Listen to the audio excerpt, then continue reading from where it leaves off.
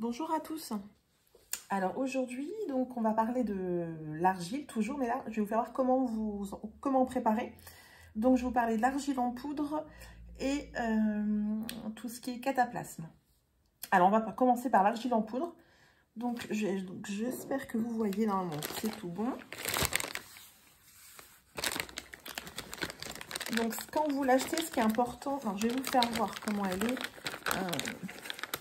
Donc là, vous voyez, c'est 10 litres, hein, c'est la verte comme je vous ai présenté à la première vidéo. Voilà. Donc quand je parle d'acheter de l'argile en poudre, faire attention quand vous l'achetez Lilique au niveau des composants, des ingrédients. Parce que même quelquefois dans les magasins spécialisés bio, elle n'est pas pure. Donc faire attention qu'il n'y ait pas de mélange en fait. Donc c'est de la surfine. Donc celle-ci, donc tout ce qui est en poudre, vous pouvez l'utiliser pour des blessures externes, des coupures. Donc, il faut savoir que ça supprime les saignements. Et vu qu'il y a du zinc dans l'argile, en fait, si vous voulez, ça aide à la cicatrisation. Ça sert également pour tout ce qui est orgelé et acné. Donc, par contre, dans ces cas-là, on en met un tout petit peu. Surtout pas en cataplasme, parce que là, les boutons se multiplieraient. Voilà.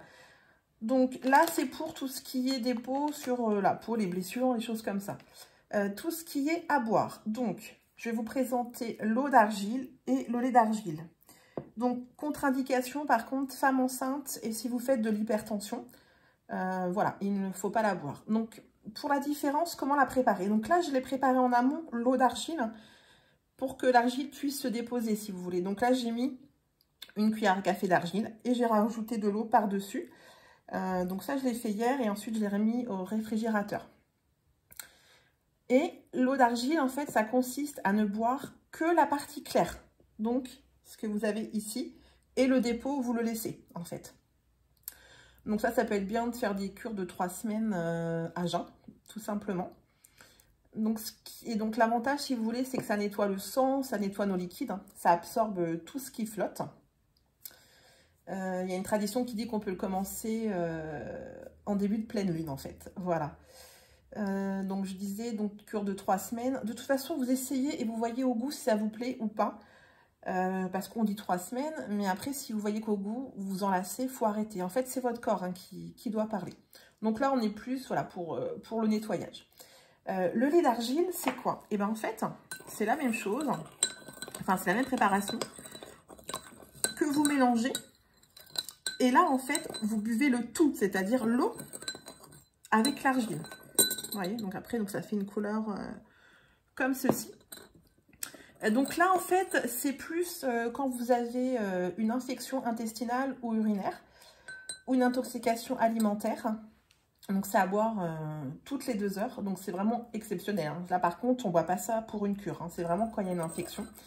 Ça ne vous dispense pas d'aller chez le médecin, hein, bien sûr. Et si vous êtes sous médicaments, de toute façon, que ce soit le lait d'argile ou l'eau d'argile, il y a au moins 2 heures d'intervalle avec les médicaments. Pour pas qu'il y ait d'interaction, si vous voulez.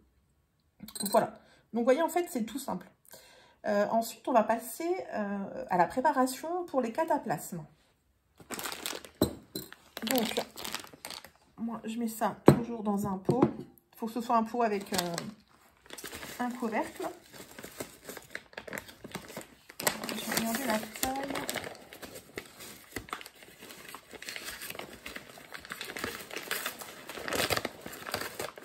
Là, il faut un petit peu plus gros. En fait, j'ai deux, vous allez voir, j'ai 2 tailles. Donc là, je ne sais pas si vous voyez, enfin, vous allez voir quand je vais les mettre dans le... Donc là, c'est pareil, hein, ça doit être de la pure.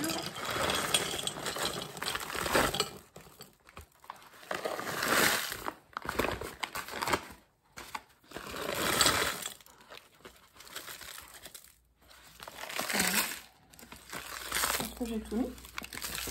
Donc là, je pense que vous voyez les gros... voilà, vous voyez, là, elle est vraiment... Elle est pas fine comme tout à l'heure, elle est vraiment concassée.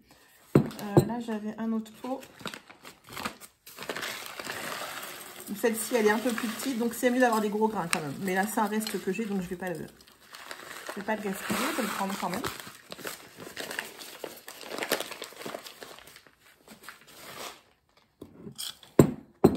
Voilà. Si vous voyez, voilà, comme ça, c'est bon. Et ensuite, j'ai pris donc de l'eau. Donc, ce que je fais, c'est que je dépose l'eau sur toute l'argile, en fait. Il faut que ça recouvre.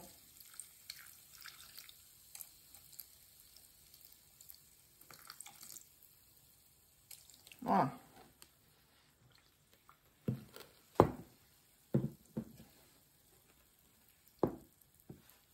Donc, je vais en mettre un petit peu. Non, ça a l'air d'être bon. Donc, vous allez voir, ça crépite un petit peu. Et là, vous voyez, ça va... C'est le temps que ça absorbe. Et il faut compter environ, je dirais, 20 minutes. Donc, là, il y a un petit peu d'eau. J'ai peut-être mis un petit peu trop d'eau. Donc, je remets un petit peu d'argile. En fait, vous voyez... voilà. Voilà.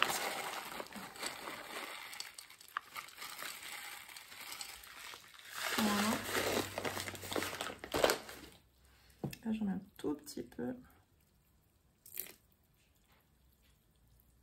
Voilà. Donc là, vous voyez, on voit encore un peu les morceaux qu'on cassait. Je dirais qu'il faut à peu près 20 minutes pour que ça fasse comme une bouillie, en fait. Donc surtout, vous ne mélangez rien du tout. Il faut que ça se fasse tout seul. Et je vous ferai voir donc à la prochaine vidéo le résultat que ça aura donné. Et avec, je vous ferai voir comment on pose un cataplasme sur une articulation en particulier, par exemple, mais aussi il y a des zones de drainage pour qu'ensuite ça se soit évacué vers les intestins. Voilà. Donc, écoutez, par rapport à ce que je vous ai expliqué, n'hésitez pas si vous avez des questions dans vos commentaires. Je vous dis à bientôt.